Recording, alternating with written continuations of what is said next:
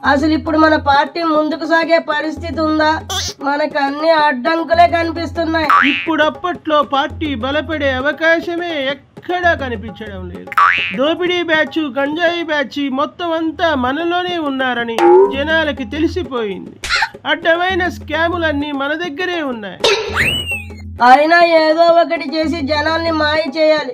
2029 election లో మళ్ళీ మనమే గెలవాలి. అంత సీన్ లేదు డైమండ్. ఎలక్షన్లు వచ్చే టైంకి ఎవరు బయట ఉంటారో, ఎవరు బొక్కలో ఉంటారో ఎవరికి తెలుసు? నువ్వు బయట ఉంటావనే గ్యారంటీ నీకుందా?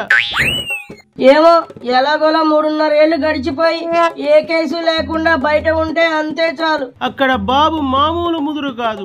ఒక పక్క అభివృద్ధి పనులు చేస్తూనే ఇంకో పక్క మన సైకో బ్యాచ్ పని పడుతున్నాడు. మన అసలు దొంగ బయటే ఉన్నాడు కదా, అదే కొంచెం ధైర్యంగా ఉంది.